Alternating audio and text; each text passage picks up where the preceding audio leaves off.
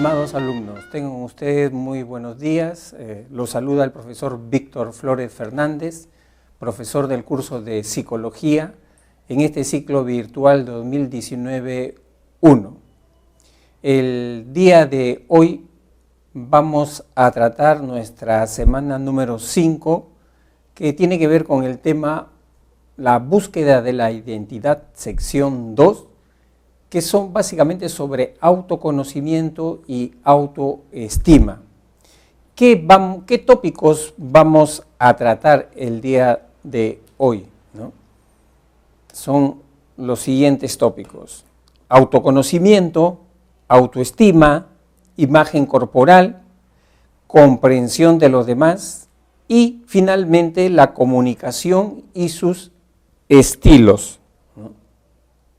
Entonces, empezamos con el concepto de autoconocimiento, ¿no?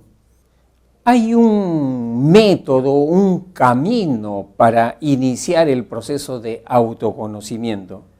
Ese método, ese camino se llama la introspección. ¿Qué cosa es la introspección? Es una capacidad y una decisión de analizarse a sí mismo. Es como una especie de un tercer ojo mental, ¿no? En donde uno va revisándose, ¿no? Cuáles son mis pensamientos, mis creencias, cómo reacciono ante determinadas situaciones, por qué me molesto así, ¿no? Cuando uno se revisa a sí mismo, está haciendo introspección, ¿no? Y eso es muy importante, ¿no? Conocerse a sí mismo, ¿no? Uno empieza con ese proceso de conocimiento hacia sí mismo para explorar su mundo interno cuando se hace preguntas. ¿Quién soy yo? ¿No? ¿Qué es lo que a mí me satisface en esta vida? ¿Qué quiero de esta vida? ¿No? ¿Cuál puede ser mi contribución a la sociedad, a este mundo? Y el autoconocimiento al final nos permite a nosotros no solamente conocernos, sino fundamentalmente aceptarnos, querernos, valorarnos, ¿no? Eso es lo que permite realmente el autoconocimiento. Claro que la introspección no es fácil, ¿no? Se requiere de una capacidad de poder enfrentar también los miedos que uno tiene, ¿no?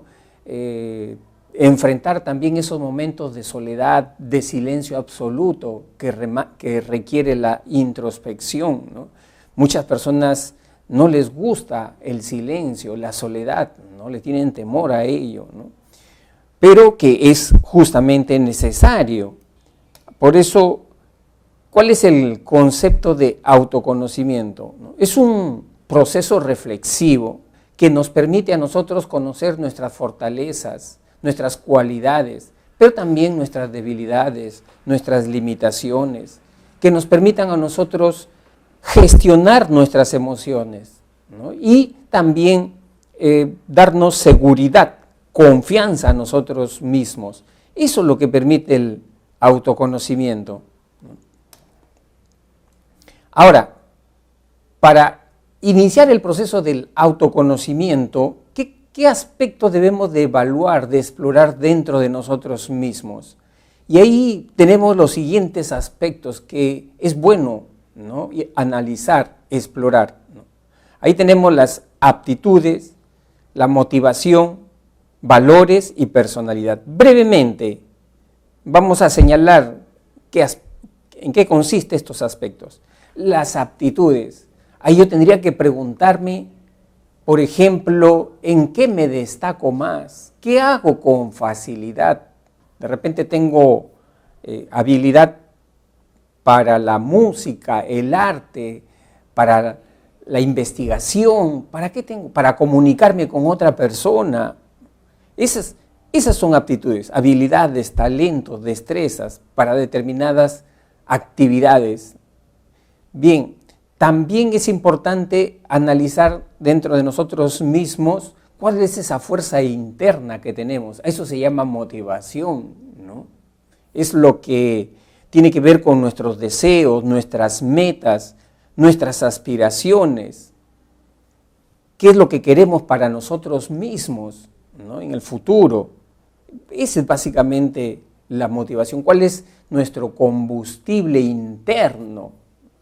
Nuestro motorcito. Esa es básicamente la motivación. También es importante explorar nuestros valores. ¿A qué le damos mayor importancia en esta vida? Los valores son aquellos que guían nuestro comportamiento. ¿Qué es más importante? La amistad, el dinero, la familia, el estudio. ¿Qué cosa le damos más importancia en esta vida? ¿Qué es lo que consideramos valioso para nosotros? Eso también es importante explorar, analizar.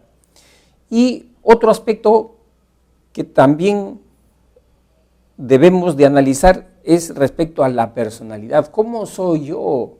Yo soy una persona introvertida, soy una persona extrovertida, emocionalmente, ¿no?, soy sereno, tranquilo, estable, ¿no?, o a veces soy una persona impulsiva, ¿no? ¿Cómo soy yo? Emotivo, expresivo, frío, seco en mis afectos. ¿Cómo soy? ¿No? Esos son aspectos que uno tiene que ir analizándose, ¿no? Bien, ahora, ¿qué ventajas trae el autoconocimiento? Y acá les voy a presentar algunos pensamientos de algunos autores, ¿no? Por ejemplo, acá tenemos un pensamiento que dice: conocerse a uno mismo es la tarea más difícil porque pone en juego directamente nuestra racionalidad, pero también nuestros miedos y pasiones.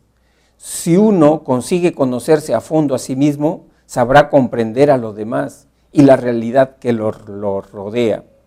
¿Quién fue el que expresó esto? Alejandro Magno, ¿no?, un emperador. Después también acá tenemos otro pensamiento. Dice: conocer bien a los otros es inteligente. Conocerse bien a sí mismo es sabiduría. ¿Quién lo dijo? Albert Einstein. Aquí hay otro pensamiento. De todos los conocimientos posibles, el más sabio y útil es conocerse a sí mismo. ¿Quién lo dijo? William Shakespeare. Es decir, el conocimiento sobre nosotros mismos es aquel que nos da poder, es el que nos da una proyección, es aquel que nos da confianza. Por eso que señalan todos estos autores que es el que tiene una mayor utilidad, ¿no?, en la vida de las personas. ¿Cuáles serían esas ventajas sobre el autoconocimiento? Ahí tenemos la primera, ¿no? El autoconocerse otorga un propósito en esta vida. Ahí ya nos da una meta, un objetivo en esta vida, nos da un sentido a nuestra vida. Eso es lo que permite el autoconocimiento.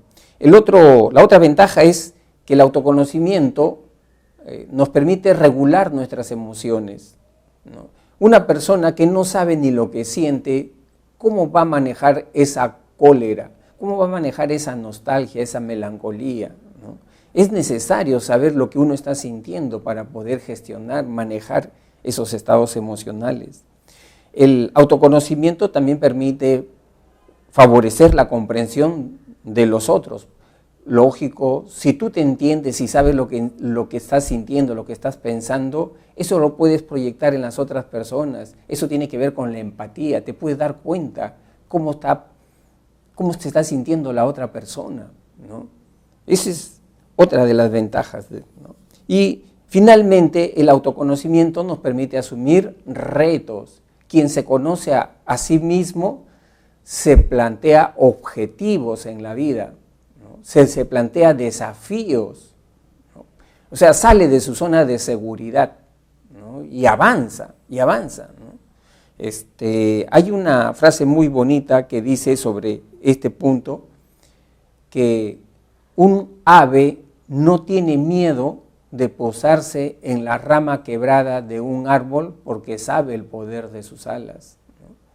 Entonces, por eso que uno enfrenta desafíos, retos, dificultades en la vida, ¿no? Y eso te permite el autoconocimiento. Y para concluir en este tópico, ¿no?, este bonito pensamiento que dice: sé tú mismo, los demás puestos están ocupados, ¿no? Es decir, el autoconocimiento nos permite a nosotros ser personas únicas en esta vida, ¿no? Reafirmarnos nuestra individualidad, nuestra personalidad, nuestra esencia, ¿no? Y no estar copiando, no estar complaciendo a todo el mundo, ¿no?, sino ser nosotros mismos. Eso es lo que permite nuestra esencia, ¿no? Eso es lo que permite el autoconocimiento.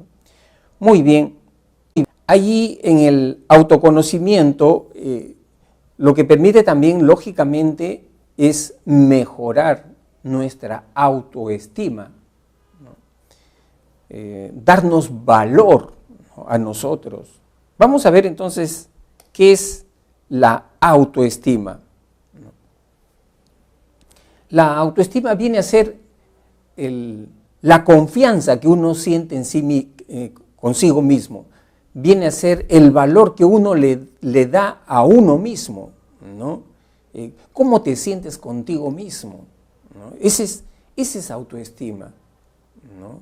Aprender a valorarte, a reconocerte, ¿no? Esa es autoestima. Acá les estoy mostrando como un buen ejemplo, ¿no?, de lo que es autoestima. Siempre cuando uno entra a internet y busca bibliografía sobre autoestima, siempre sale un icono, una imagen que la están viendo ustedes allí, ¿no? Es la de un gatito que se está mirando a un espejo. ¿Y qué sale reflejado en la imagen de ese espejo? No ese gatito todo débil, ¿no?, chiquito, pequeñito, ¿no?, sino sale reflejado un león, y no cualquier león, un imponente león con semejante melena. Entonces, autoestima no es lo que tú eres, sino lo que tú crees que eres, ¿no?, el valor que tú te das a ti mismo, ¿no? Esa es autoestima. La autoestima se va formando a través de agentes, ¿no?, vehículos, correas de transmisión para la formación de la autoestima. Y allí tenemos como un buen referente, lógicamente, ¿quiénes? Nuestros padres. Nuestros padres es un buen referente para la formación de nuestra autoestima, ¿no? Si nuestros padres nos han tratado con respeto, con cariño, que nos han reconocido, ¿no? Otro referente en la formación de la autoestima son el entorno, ¿no? Nuestros amigos, la familia también influye bastante en la autoestima. Y el tercer referente, y que creo que es el más importante de todos ellos, es la autoobservación, la introspección, ¿no? Evidentemente, estimados alumnos, cuando ya la persona llega a los 17, 18 años, uno ya no espera, ¿no?, escuchar comentarios, ¿no?, de los otros en términos positivos que se refieran a nosotros mismos, ¿no? Eso de repente cuando uno es niño, ¿no? Pero cuando uno ya es adulto, 17, 18 años, ya uno mismo tiene que aprender a valorarse, a quererse, a respetarse, ¿no? Y para eso nada mejor que la autoobservación, nada mejor que hacer introspección. Por lo menos una vez al día, cuando ha concluido nuestro día, en la noche ya vamos a descansar, a dormir, ¿no? Unos 15 minutos, 20 minutos ahí de introspección. ¿Cómo nos fue en el día?, ¿no? La meta, el objetivo que quisimos cumplir, ¿no?, o que estamos cumpliendo, analizarlo, verlo, ¿no? Entonces, esa es la introspección, la autoobservación. Ahora, la autoestima tiene áreas, ¿no? Ahí tenemos, por ejemplo, el área cognitiva. ¿A qué se refiere el área cognitiva? Cognitiva viene de conocimiento, ¿no? O sea, son las ideas, las creencias que uno tiene sobre sí mismo, ¿no? Yo soy una persona, por ejemplo, ¿no?, que me encanta la lectura, ¿no? Soy una persona muy impulsiva, ¿no? O sea, son ideas, creencias. Soy una persona callada, soy una persona comunicativa, ¿no? Son Entonces, ahí me estoy refiriendo yo al área cognitiva de la autoestima, ¿no? Luego tenemos el área afectiva. Se refiere básicamente a todo lo que son sentimientos, emociones, estados de ánimo. Me acepto a mí mismo, o me rechazo, me cuestiono.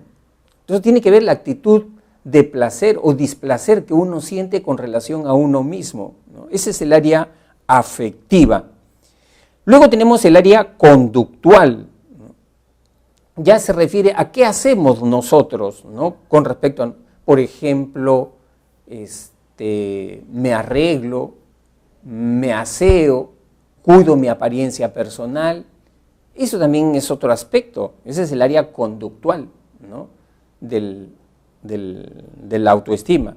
Y finalmente el área relacional se refiere ya a los estilos de comunicación, cómo me comunico con las demás personas, cómo converso, miro directamente a los ojos cuando estoy conversando con otra persona. Ya eso es el área relacional.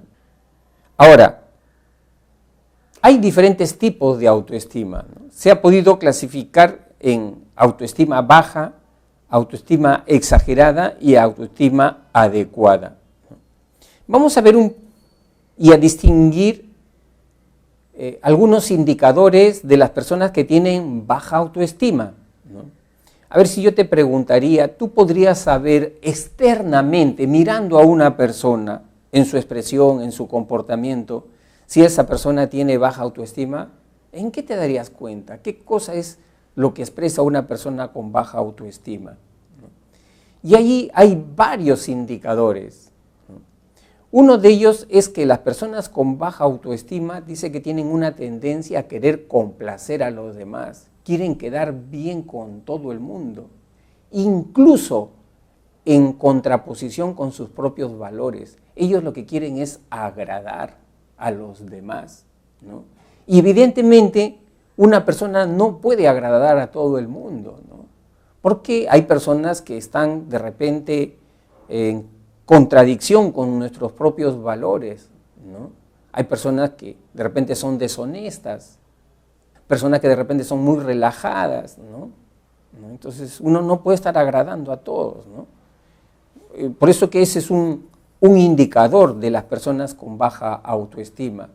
Otro indicador de las personas con baja autoestima es que estas personas tienen un estilo de comunicación pasiva, ¿no? O sea, cuando conversan no miran directamente a los ojos, ¿no? Rehúyen la mirada, ¿no? Evaden la mirada, ¿no?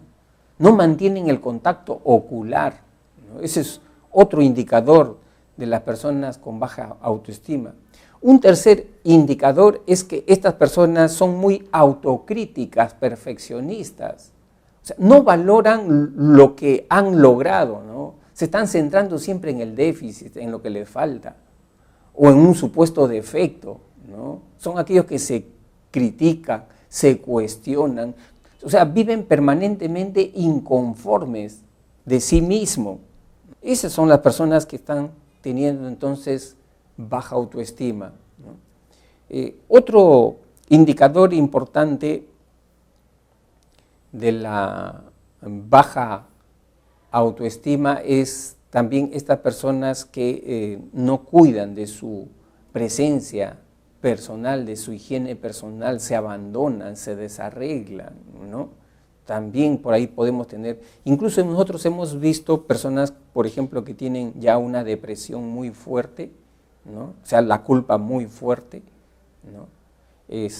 Se abandonan totalmente, o sea, ya no se cambian, están con esa vestimenta 4 días, 5 días, ese hombre ya no se afeita, o sea, ya uno está notando algo allí que está pasando, ¿no?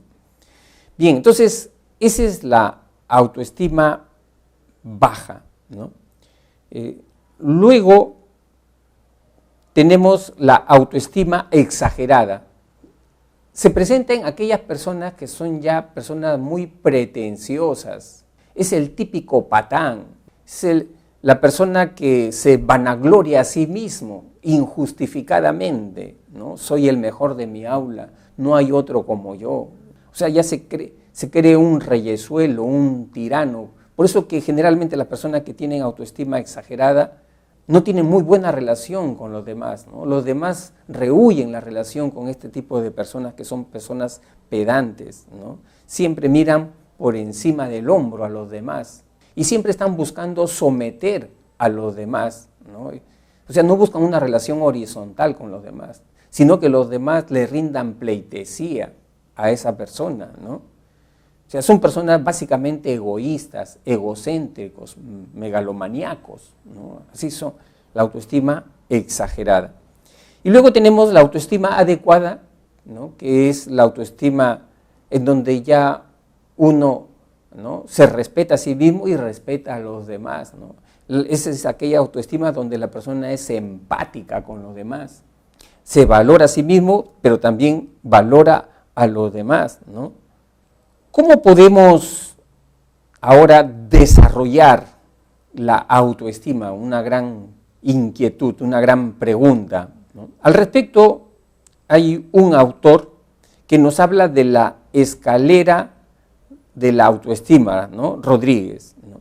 Él dice que para mejorar la autoestima hay que dar algunos pasos, ¿no? Esto es como ir subiendo los peldaños de una escalera, ¿no? ¿Qué hay que hacer entonces? Entonces, este autor dice, primero hay que empezar por la decisión valiente de querer conocerse, ¿no? Porque muchas personas no se atreven a conocerse, ¿no?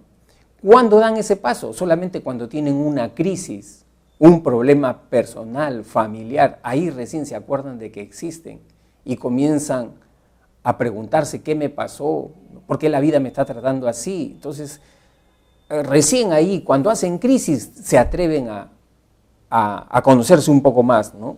Pero, como le decía al principio, hay que tener ese hábito diario de hacer introspección. Entonces, empezar con el primer peldaño, el autoconocimiento. Luego viene el segundo peldaño, el autoconcepto. ¿Qué imagen te has formado de ti mismo? ¿Cómo crees que tú eres? ¿No? Es decir, cuando ya las personas comienzan a hacerse esas preguntas, ¿no? ¿Yo seré una persona introvertida o soy una persona extrovertida? ¿No? ¿Soy una persona cariñosa o soy una persona fría? ¿No? O sea, ¿cuál es la imagen que te has formado sobre ti mismo? ¿No? Ese es el segundo peldaño, el autoconcepto. El tercer peldaño, la autoevaluación, ¿no? Es decir, ¿con qué criterios tú te vas valorando? ¿No? Y acá hay que tener en cuenta si la persona se compara con otras personas, que es lo inadecuado, ¿no? Uno no puede compararse con otras personas porque las otras personas son otras realidades, tienen otras condiciones. Uno tiene que valorarse en función de sí mismo, ¿no? ¿Cómo empezaste? ¿Cómo estás avanzando? ¿Cómo estás ahora? ¿No? Uno mismo tiene que ser su punto de referencia, ¿no? A eso le llamamos entonces autoevaluación. El cuarto peldaño es la autoaceptación, ¿no? ¿Te quieres? ¿Te aceptas? ¿Sientes placer por ti mismo? ¿Te rechazas? ¿Te cuestionas? ¿No? Eso es bien importante también en el desarrollo de la autoestima. Por eso se señala que las personas debemos desarrollar lo que se llama el amor incondicional a nosotros mismos. ¿Eso qué significa? Querernos por encima de cualquier condición. Porque muchas personas desarrollan lo que se llama el amor condicional. ¿En qué consiste? Esa persona dice, yo me quiero, pero me quiero ¿por qué? Porque tengo bastantes amigos, soy popular. Por eso me quiero, porque soy popular. O como otras personas que, ¿qué cosa dicen? ¿No? Yo me quiero porque soy un buen alumno, tengo buenas notas, tengo un rendimiento destacado, por eso me quiero, ¿no? ¿Cómo se llama eso? Amor condicional.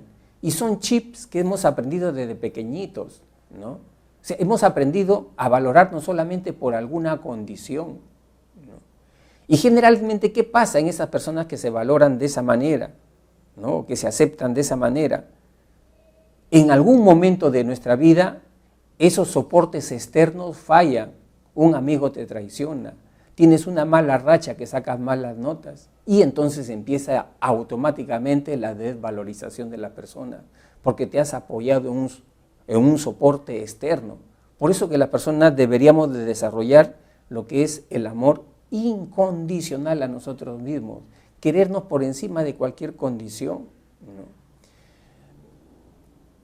Te doy otro ejemplo de aquellas personas que no se aceptan, ¿no?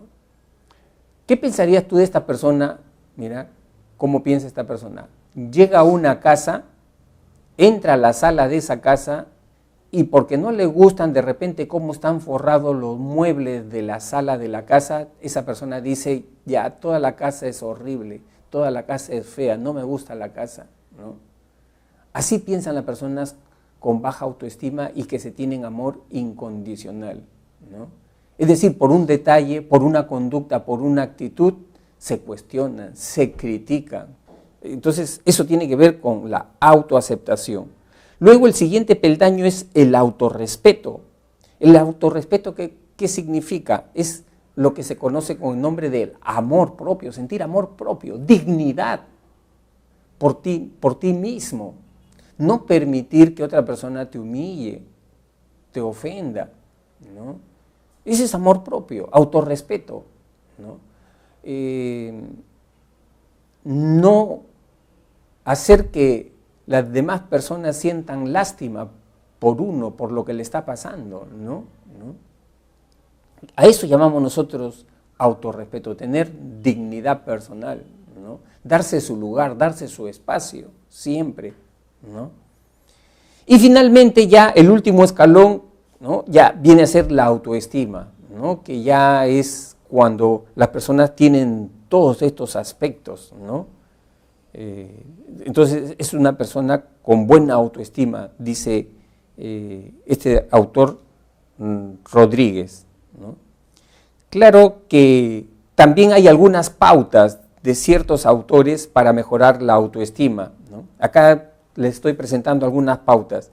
Una de ellas, cuando una persona va con baja autoestima a un psicólogo, el psicólogo primero empieza por cuestiones más sencillas, ¿no? Mejora tu aspecto físico, mejora, arréglate un poquito. De repente la persona es una persona joven y se viste de manera muy conservadora, de repente no se arregla. Mejorar un poco la autoestima. ¿Qué cosa es la baja autoestima? La baja autoestima es no prestarte atención, no te prestas atención a ti mismo. Entonces, ¿cómo vamos a mejorar la autoestima? Prestándote atención y empieza con esas cosas pequeñas. Mejorar su aspecto físico. Otro aspecto que también ayuda es desarrolla una habilidad social. Eso es muy importante, nos permite conectarnos con las personas. Por ejemplo, aprende a tocar un instrumento musical, aprende un deporte, ¿no? Y lo que yo siempre les recomiendo a mis alumnos de la pre, que aprendan oratoria, es clave para su desarrollo personal y después para su desarrollo de sus estudios. Aprender oratoria, ¿no? Aprender a desenvolverte en público, una habilidad social. Eso. Luego también asume retos, plantéate objetivos de mediana dificultad que a ti te permitan exigirte, ¿no? Otra pauta importante, practicar el amor incondicional a uno mismo, ya eso creo que lo hemos hablado, lo hemos desarrollado, ¿no? O sea, quererte por encima de cualquier condición, ¿no? Y otra pauta, recompénsate más a menudo, no esperes lograr logros importantes en tu vida para de repente, no sé, me merezco de repente darme un paseo con mis amigos, me merezco de repente darme, no sé, ir a conversar, ¿no? Un ratito, ¿no? O sea, recompensarte siempre, ¿no? Y otro aspecto que también ayuda es siempre, aunque pueda parecer un poco jocoso para algunos, pero también ayuda siempre mirarse frente a un espejo, ¿no? Y detrás de ese rostro, ¿qué hay en esa persona? Mírate profundamente a los ojos, ¿no? Y vas a descubrir en ti que hay una persona llena de cualidades, llena de potencialidades, llena de sueños, ¿no? Aprende a mirarte a ti directamente. Eso también ayuda con la autoestima.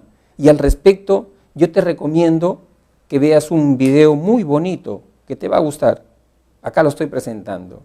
Ese video que dura 5 minutos, que permite mejorar la autoestima y te enseña un caso concreto, el video se llama Ángel A. Ponle así, te vas a internet, Ángel A, autoestima, ¿no? Y ahí vas a entender, ¿no? La importancia que tiene de mirarse a sí mismo, ¿no? Muy bien, seguimos entonces. Luego tenemos el tópico sobre imagen corporal, ¿no? Nuestro tercer tópico. ¿Qué es la imagen corporal? Es la forma de cómo las personas se perciben a sí mismos, cómo se imaginan a sí mismos, cómo sienten, cómo actúan a sí mismos, pero en relación a su propio cuerpo. Es decir, se sienten a gusto con su cuerpo, ¿no? Y la imagen corporal tiene componentes, ¿no? Ahí hay componentes perceptivos, hay componentes cognitivos, componentes afectivos y componentes conductuales, ¿no? Entonces, vamos a ver, por ejemplo, la importancia que tiene el manejo, ¿no?, del lenguaje corporal, ¿no?, de cómo utilizas tu cuerpo en la comunicación. Y allí a veces se cometen algunos errores en cuanto al manejo corporal, ¿no? Uno de ellos, ya lo estamos viendo acá, cuando la persona evita el contacto visual, ¿no?, rehúye la mirada, ¿no? Eso es un gran error. ¿Por qué es un gran error? Porque allí la persona está en una gran desventaja, ¿no? A través de los ojos, de la mirada, tú puedes ir intuyendo, infiriendo, ¿no?, qué cosa está sintiendo esa persona. Y si no lo miras a los ojos, en realidad no sabes cómo está esa persona, ¿no? Y eso hace que se forme una barrera ahí, ¿no? Otro error común es encorvar la postura, ¿no? Es decir, la cabeza cabizbaja, ¿no? Otro error también de la imagen corporal, del lenguaje corporal, es cuando saludas, dar la mano, pero de manera muy tenue, muy suave, como que solamente se establece un roce nada más con la otra mano, ¿no? Lo otro también no es tan bueno, ¿no? El apretón fuerte, ¿no?, que ya crujen a los huesos, ¿no? Mirar para abajo, ya hemos dicho, luego echarse para atrás, una actitud desafiante, ¿no?, una actitud desafiante, echarse para atrás también. Luego estar con algunos tics nerviosos, ¿no?, tamboreando la carpeta, agarrándose las manos, ¿no?, o sea, la excesiva inquietud. El otro error es la invasión del espacio íntimo. Siempre tiene que haber un espacio de acuerdo a cómo tú tienes la relación con esa persona, ¿no? Guardar esa distancia. El otro, mirar el reloj y finalmente fruncir el ceño. Ahora, en la relación que nosotros tenemos con nuestro propio cuerpo, ¿no?, ahí se presentan algunos trastornos, ¿no?, de la imagen corporal, ¿no? ¿Cuáles son esos trastornos? Ahí tenemos el trastorno dismórfico corporal, la vigorexia y los trastornos de alimentación.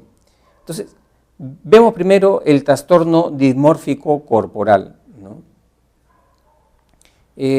Acá vamos a ver que en el trastorno dismórfico dice que la persona tiene un delirio o una idea sobrevalorada relacionada a la imagen corporal, ¿no? ¿En qué consiste? A veces las personas se obsesionan pensando de que tienen una parte de su cuerpo, la parte más fea, más horrible, ¿no? ¿Qué cosa dicen estas personas, ¿no? Tengo la nariz muy, ¿cómo podría decirle?, muy aguileña, ¿no? Parece nariz de un cuervo, ¿no? Y se obsesionan con eso, ¿no? O si no, ¿qué cosa dicen algunas personas? Me veo de repente, ¿no?, con los hombros muy anchos, dice esa chica, ¿no? Tengo los hombros muy anchos, ¿no? O sea, se obsesionan con una parte de su cuerpo, ¿no? la parte más fea, dicen que es de su cuerpo, ¿no? A eso nosotros llamamos el trastorno dismórfico corporal, ¿no? Unos dicen también de repente, ¿no?, los labios, la mejilla, ¿no?, las piernas, ¿no? O sea, se obsesionan con alguna parte del cuerpo. Luego tenemos el otro trastorno que se llama la vigorexia. La vigorexia es cuando las personas desarrollan una obsesión por mejorar sus músculos, su cuerpo. Es decir, tenemos a ese varón, a ese hombre que se va al gimnasio todos los días, quiere tener pues unos pectorales, unos bíceps, unos tríceps, y se obsesiona por eso y vive para eso, ¿no? A eso se le llama vigorexia. Y luego tenemos los más comunes, los trastornos más comunes, los trastornos de alimentación, anorexia y bulimia, ¿no? Ya ustedes conocen, chicos, en el caso de la anorexia, la persona se ve a sí misma como una persona gorda, llena, y sin embargo su cuerpo es flaco, es escuálido. Personas que pesan, adultos que pesan 45 kilos, ¿no? Y sin embargo se miran a un espejo y ellos creen que todavía están, ¿no?, gordos, llenos, ¿no?, y dejan de comer. Ese es un trastorno también, la anorexia, que puede llevar también a la muerte en algunos casos, ¿no? Que en el fondo parte de, no solamente es el problema del cuerpo, sino es un problema más profundo, que es que no se aceptan a sí mismos, ¿no? No se aceptan a sí mismos. Por eso que cuando muchas mujeres que van al cirujano plástico, ¿no?, el cirujano plástico hace una intervención de repente en la nariz, en los pómulos, ¿no?, de la mejilla, ¿no?, los labios, pero si esta persona ya insiste en hacer 2, 3 intervenciones, ya a esa persona la mandan al psicólogo, porque ya esa persona tiene una profunda desvalorización sobre sí misma, ¿no? Y no es el problema físico, ¿no?, sino es su sentimiento, cómo ella se siente a sí misma. Entonces, así le pueden hacer 10 operaciones, 20 operaciones, se va a sentir mal siempre consigo misma. Entonces ya no es un problema físico, ¿no? Y la bulimia, cuando las personas comienzan a comer, ¿no?, en demasía, y después se dan estos atracones y después comienzan solitas ellas a querer arrojar, vomitar, ¿no?, y se provocan estos vómitos, ¿no? Muy bien. Luego tenemos el cuarto tópico, comprensión de los demás y los estilos de comunicación, ¿no? ¿Qué tenemos ahí? En nuestra relación con las demás personas debemos de desarrollar algunas competencias, algunas habilidades sociales. Una de ellas es la expresión constructiva de nuestros sentimientos y opiniones, ¿no? ¿A eso cómo le llamamos? Asertividad. ¿Quién es una persona asertiva? La persona asertiva es la persona que se expresa con propiedad, ¿no? Sabe guardar un balance, un equilibrio entre el respeto y derecho a sus sentimientos, sus opiniones, y el respeto y el derecho también que deben tener las otras personas a expresar lo suyo. Tiene que ver con la tolerancia. Esa es una persona asertiva. La otra competencia se llama escucha activa, ¿no? Es decir, cuando uno está conversando con otra persona, es importante no hacer solamente inferencias supuestas, especulativas, sino es importante contrastar tus inferencias sobre esa persona haciéndole preguntas. ¿Realmente te sientes así? ¿Realmente tú sientes que yo te he ofendido? O sea, pedir aclaraciones, precisiones, siempre es bueno. No quedarse callado, inferir, participar, precisar el mensaje con un interlocutor, ¿no? A eso se llama escucha activa. Es como el alumno que está en el salón de clase. No se limita solamente a estar escuchando lo que dice el profesor. Si no he entendido, levanto la mano y pregunto, pues. Pregunto. Eso es escucha activa. Pido una explicación al profesor, una aclaración al profesor, ¿no? Eso es escucha activa, porque lo otro ya es una escucha muy pasiva, ¿no? Y otra competencia importante que también tenemos que desarrollar es la famosa empatía. ¿no? ¿Qué cosa es la empatía? Es esa capacidad de ponerse en el lugar de la otra persona, de sintonizar con los sentimientos de la otra persona. Eso también se va desarrollando y se debe desarrollar, ¿no? Comprender incluso el punto de vista de la otra persona, que puede ser incluso contrario a lo que uno tiene. Tratar de entenderlo, ¿no? No cerrarse, ¿no? Es decir, ¿quiénes son los que no tendrían empatía? Las personas que son fanáticas, irracionales, tienen nada de empatía.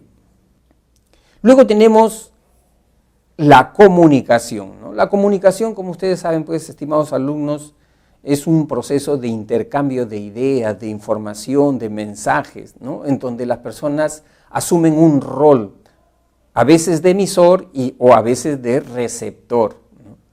Y en la comunicación, ¿no?, es importante destacar que hay dos tipos de comunicación. Hay una comunicación verbal y una comunicación no verbal. La comunicación verbal es cuando las personas se emplean palabras, o sea, hacen uso de los signos lingüísticos, lo que estoy haciendo yo, ¿no? Pero también la comunicación tiene que ver con el lenguaje no verbal, ¿no? Y ese lenguaje no verbal incluso es el aspecto más importante en la comunicación, ¿no?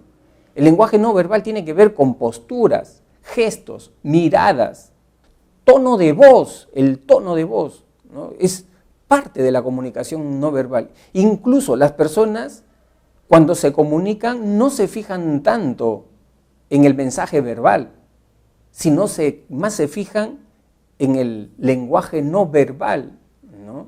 Es decir, ¿cómo me está diciendo?, ¿no? ¿Qué tono está empleando? Su mirada es una mirada cálida, una mirada penetrante, una mirada fría. ¿Cómo es su mirada?, ¿no? En eso nos fijamos.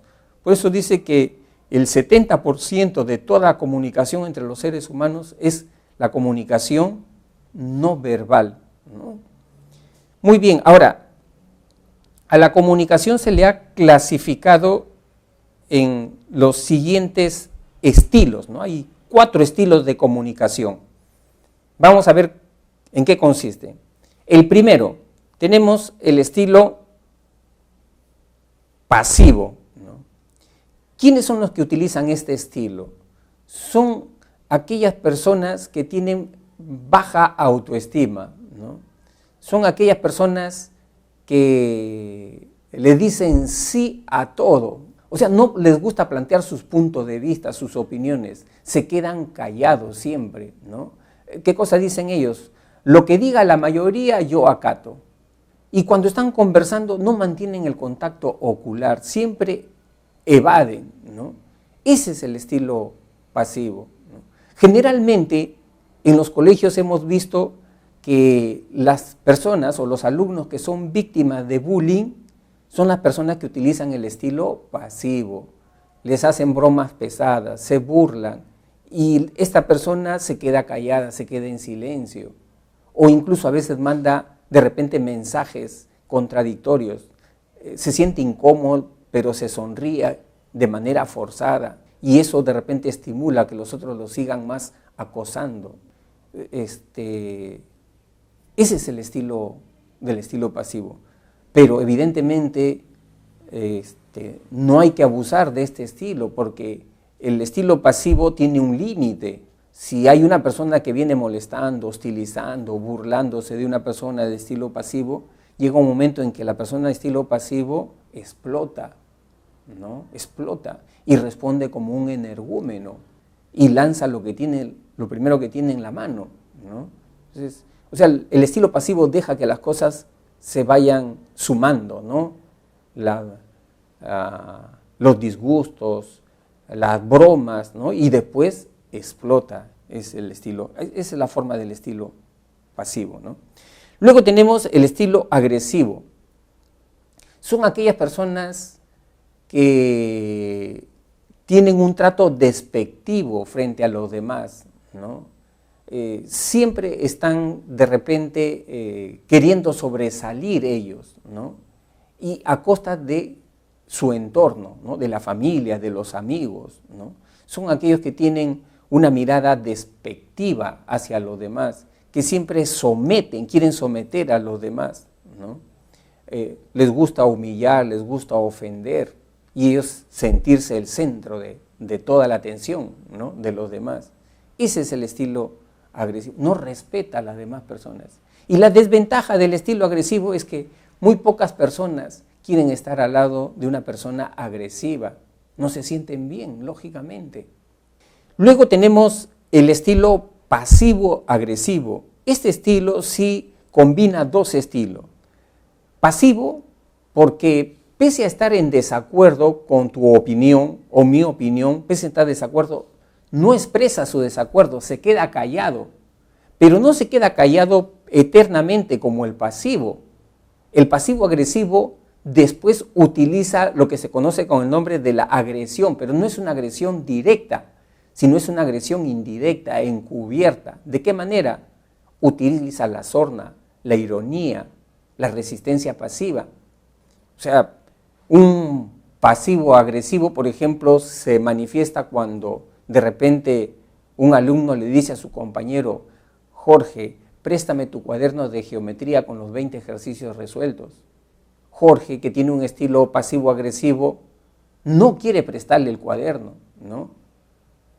Pero no le dice: no, oye, resuelve tú esos ejercicios, esos ejercicios tienen que hacerlo cada uno de nosotros. No le dice esas cosas, se queda callado. ¿Qué cosa dice?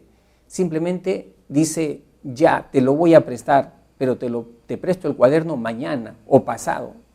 Llega mañana y llega pasado: Jorge, tu cuaderno no lo he traído, ¿no? ¿Qué hace Jorge? Hace resistencia pasiva, ¿no? Hasta que se canse, de tanto pedirle ya el cuaderno se cansa, ¿no? Ese es el estilo pasivo-agresivo. Otro ejemplo de estilo pasivo-agresivo, ¿no? De repente en casa, ¿no?, la pareja de esposos, si uno de ellos es pasivo-agresivo, ¿no?, y hay algo que no le gustó lo que dijo o hizo la pareja, el pasivo-agresivo no le dice: mira, ¿sabes qué, Juan o María? Lo que tú dijiste el día de ayer no me agradó, creo que yo me merezco una disculpa. En cambio, el pasivo-agresivo no plantea eso, se queda callado. ¿Y qué cosa dice? Ahora lo voy a castigar con el látigo de mi indiferencia. Le quita el habla, no le habla un día, 2 días. O sea, el pasivo-agresivo no dice y hace lo que él piensa, muestra una resistencia, hace un boicot, ¿no? Por eso se llama agresión encubierta, agresión soterrada. Ese es el estilo pasivo-agresivo. Por eso dicen, de todos los estilos, el más peligroso es el pasivo-agresivo. ¿Por qué? Porque este estilo de todas maneras va a llegar, de todas maneras, a atacar a los demás, ¿no? Y no sabes cómo, ¿no? ¿En qué momento, ¿no? Entonces, el pasivo-agresivo es la persona también que de repente da besito en la mejilla, ¿no?, y sin embargo con los amigos está hablando mal de él, ¿no? O sea, utiliza la hipocresía, ¿no? Ese es el pasivo-agresivo, no dice las cosas de frente, de manera directa, ¿no? Y generalmente el pasivo-agresivo tiene su problema. ¿Cuál es su problema? Que no sabe manejar la cólera, la ira. Nosotros, por ejemplo, tenemos molestia, cólera, ira, la manejamos, sabemos cómo expresarla, sabemos cómo dosificarla, en qué momento expresarla, con quién expresarla, sabemos, gestionamos nuestra cólera, pero el pasivo-agresivo siente cólera, siente ira y se la traga su cólera, se la traga su ira. Y por eso generalmente los pasivos agresivos tienen problemas gastrointestinales, ¿no? Porque están ahí con la emoción fuerte que le dan vuelta, ¿no? Muy bien. Y finalmente ya tenemos el estilo asertivo. ¿Quiénes son los asertivos? Ya creo que hemos hablado sobre la asertividad. Son aquellas personas que guardan un balance, un equilibrio en su comunicación con los demás. Se respetan, ¿no?, lo que piensan, lo que sienten, ¿no?, pero también respetan a los otros, a los demás, ¿no? Una persona asertiva es una persona que sabe expresarse con bastante propiedad, que sabe gestionar sus emociones, ¿no?, que no es esclavo de sus propias emociones. Muy bien, pues estimados alumnos, hemos concluido con nuestra teoría, ¿no? Ahora vamos a empezar con la práctica. Muy bien, estimados alumnos, empezamos entonces con nuestra práctica número 5 sobre autoconocimiento y autoestima. La primera pregunta dice así: Marta es una madre joven con 2 hijos. El menor de 7 años tiene problemas de rendimiento en el colegio, se aísla de los niños y llora con facilidad. Ella ya no sabe qué hacer porque lo ha llevado al médico y este profesional le ha dicho que su salud es perfecta. Ella comenta: no sé por qué es así, todo lo hace mal. Ya le he dicho que debería ser como su hermano, que es tan educado y saca muy buenas notas, pero no entiende. Tomando en cuenta lo descrito, señale el valor de verdad de los siguientes enunciados, ¿no? Entonces, ahí ya tenemos el enunciado número 1. La autoestima afecta el rendimiento cognitivo, afectivo y social.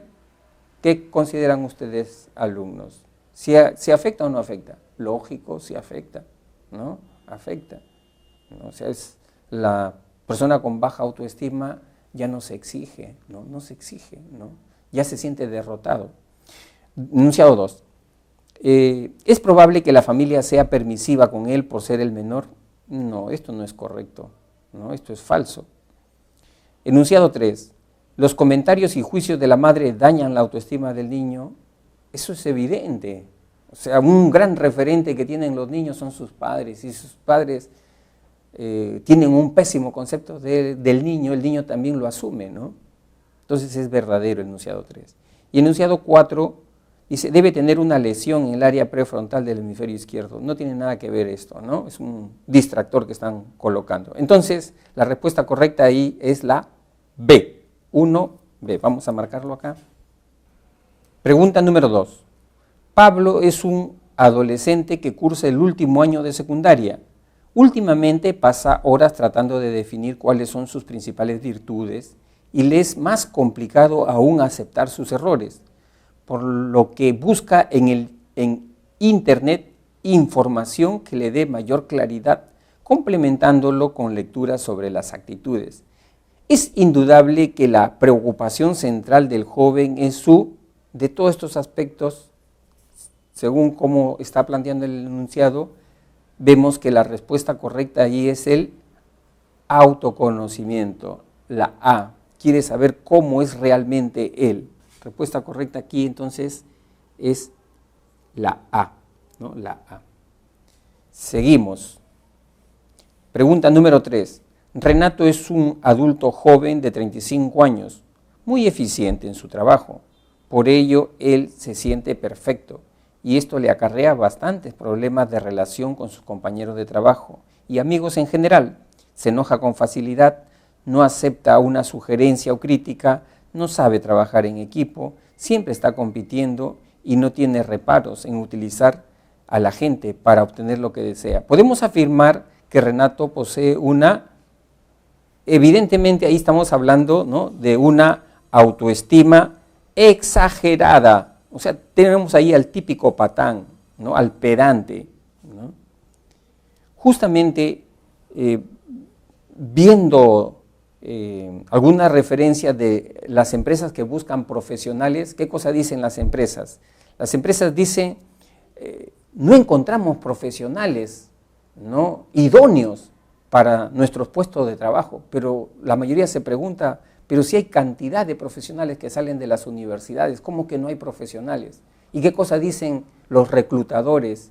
Es que en realidad muchos de esos profesionales no tienen lo que se conoce con el nombre de las habilidades blandas, no manejan habilidades blandas. ¿Cuáles son habilidades blandas? Habilidades personales, por ejemplo, saber trabajar en equipo, por ejemplo, ser un líder, por ejemplo, ¿qué más?, ¿no?, tener iniciativa, ser una persona proactiva, que no te estén diciendo lo que tengas que hacer, sino tú tomar la iniciativa. Esas son habilidades blandas y que muchos de estos reclutadores dicen que no tienen los profesionales que están saliendo de las universidades, ¿no? Muy bien, entonces, y eso tiene que ver mucho con lo que está enunciando acá, la autoestima exagerada, ¿no? Pregunta número 4, dice: Berta es una adolescente de 15 años que ha sido diagnosticada con trastorno de imagen corporal. Señale los comportamientos que serían propios de este cuadro. Si nos dicen ya imagen corporal, nosotros ya no estamos anticipando. Todo lo que tenga que ver con el cuerpo, problemas en el manejo del cuerpo. Muy bien, vamos a ver entonces. Enunciado 1. Aumentan las conductas rebeldes y de bajo rendimiento escolar. No, eso no es evidente. No es evidente. Enunciado 2. Negación del peligro que implica el bajo peso corporal. Ahí está, ¿no? Eso tiene que ver entonces directamente con la imagen corporal. Enunciado 3. Ya no le interesan los juegos que antes disfrutaba. Tampoco, ¿no? No tiene que ver directamente con el cuerpo. Y 4. Uso excesivo de diuréticos y laxantes no medicados. Tiene que ver con el manejo del cuerpo. Entonces, tendríamos que los enunciados 2, ¿no?, y 4 serían los correctos. Entonces, la pregunta 4, la alternativa es la D, ¿no? La D. Pregunta 5. Rosita se acerca a su hermana y le pide que le ayude a solucionar un problema que tiene con sus amigas, que le hace sentir muy triste. Paula, la hermana, deja de hacer sus tareas y pone toda su atención en lo que la hermana le va relatando, tratando de entender los motivos principales que generan esta situación. Con mucha delicadeza le hace algunas preguntas aclaratorias y les pone su punto de vista. Señale el enunciado que mejor corresponda al relato expuesto. Ahí parece ser que están hablando de habilidades. ¿Qué habilidades está manifestando en este caso Paula, ¿no? ¿Qué habilidades? A. Rosita fue desconsiderada al interrumpir las tareas de su hermana. No. B. Esta situación es un ejemplo de comunicación pasivo-agresiva. No hay ninguna evidencia ahí de que sea pasivo-agresiva. C. El caso presenta un gran ejemplo de autoevaluación de conducta. Tampoco. D. Rosita se encuentra muy dañada en su autoestima. No podemos inferir eso, ¿no? Y la alternativa E. El caso expuesto es un ejemplo de escucha activa. Eso es lo que está graficando entonces el enunciado, ¿no? Cuando las personas es receptiva y a la vez pide aclaraciones, precisiones, ¿no?, para ver si le está entendiendo bien. Entonces, la respuesta correcta es la E. Pregunta número 6. Identifique la validez o falsedad de las siguientes afirmaciones con respecto a la autoestima baja, solamente la autoestima baja. Enunciado 1. Puede derivar en estados depresivos perjudiciales para un individuo. Verdadero, sí, puede llevar. Enunciado 2. La expresión de sentimiento de culpabilidad es característico en ella, ¿no? También se puede presentar, ¿no? Y enunciado 3. Hay una persistente necesidad de llevarse bien con los demás, complaciendo los deseos de otros. También se puede presentar. Entonces, en la pregunta 6, la alternativa correcta es la E. Pregunta 7. Un grupo de estudiantes, al enterarse de la repentina decisión del director de su centro de estudios de despedir a un carismático y elocuente profesor de filosofía por no ceñirse al reglamento de la institución y hacer pintas con palabras obscenas en la fachada de la institución, ante la ausencia de los vigilantes y del director, para mostrar su desacuerdo con la decisión tomada, ¿no?